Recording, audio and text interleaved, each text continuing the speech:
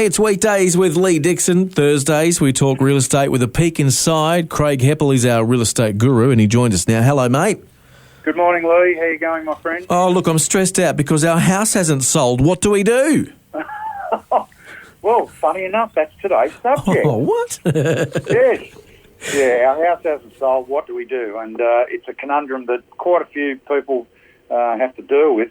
So usually a brief diagnosis will find out why a property hasn't sold. But before we get to that, let's give the process some context, okay? Yep. So there are three things that a seller controls and can control. Number one, and we've talked about them before, presentation, how the property looks and where it's been, or how it's been prepared to impress buyers. Yeah. Number two, promotion and portrayal. What marketing tools have been utilised, such as photos, videos, aerial shots, floor plans, virtual tours. Then where those tools have been deployed, such as the major websites, social media, flyers, all that sort of thing. And all with the intention of reaching all buyers in that market segment at that time. And number three, the biggie, price. Quite simply, price to attract buyers while attempting to meet or exceed the vendor's expectations. Absolutely. If you've got 1.5 on your garden shed, that's probably a little bit steep for some. Correct. So price is always the factor that almost always prevents a satisfactory sale in a reasonable time. So one of the biggest fears a vendor has is that their home might be undersold, accepting or being asked to consider offers below market value and their expectations, of course. Truth is, a solid portion of vendors, aided and abetted by zealous agents, overprice their home when they hit the market, effectively repelling buyers from the get-go. Okay, right. Yeah. So don't get me wrong, the whole objective is to get the vendor the absolute best price the market is willing to pay at that moment in time, not what it might have been worth 9 months ago or what it may be worth in the future. What is the market prepared to pay today? And that's a really interesting point there. And I love the way you've used the word the best price rather than, the most you can get. Because it's not about that, is it? We do want to get the most, but it's the best price the market's willing to pay. They're the ones that write the checks. Yep. Yeah. So with all this in mind, when it appears that the property is receiving limited or no response from the buying public, the first thing to do is have a look at the promotion or portrayal of the property. Do the images, description, etc. accurately reflect the features and benefits of the property to align with what the current crop of buyers are looking for? Does the hero shot, that's the main shot that we see on the websites and social media, does that need to be changed? Is that aligning with what we're trying to sell? Does the headline need to be more benefit focused?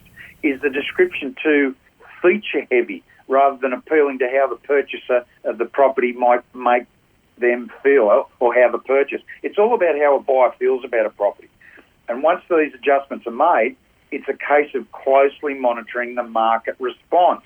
Now, if once again all you hear is the birds chirping, it may be time to look at the pricing strategy. Yeah. Now, Lee, we're going to avoid that filthy four-letter real estate word. Do you know what it is?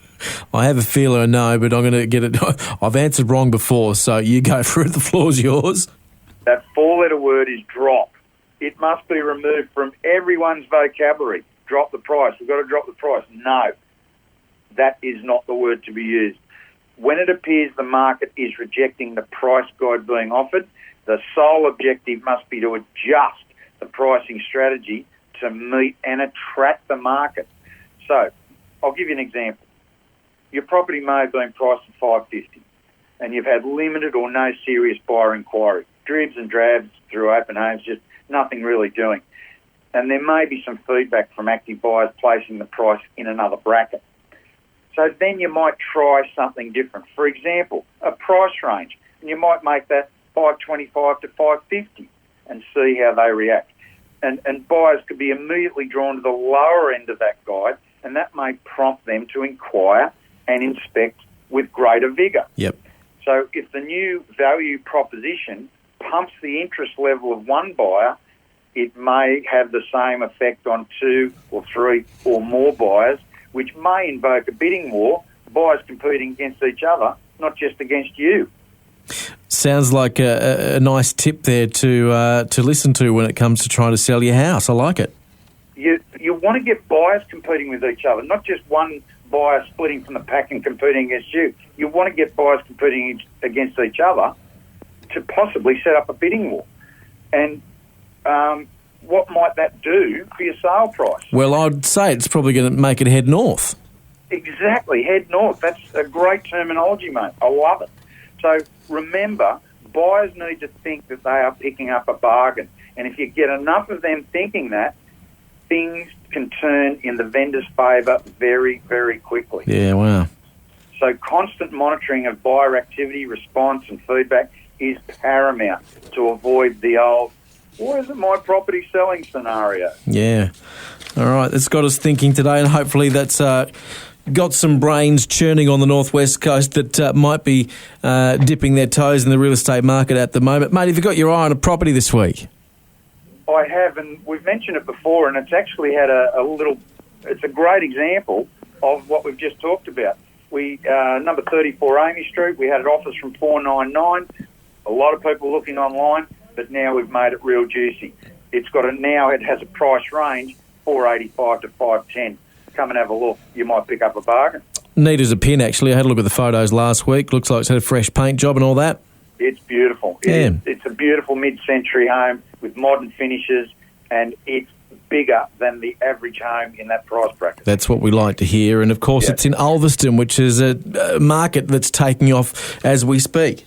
Ulverston and West Ulverston are very, very popular amongst buyers at the moment. What was that address again, mate, for people that want to have a bit of a Google?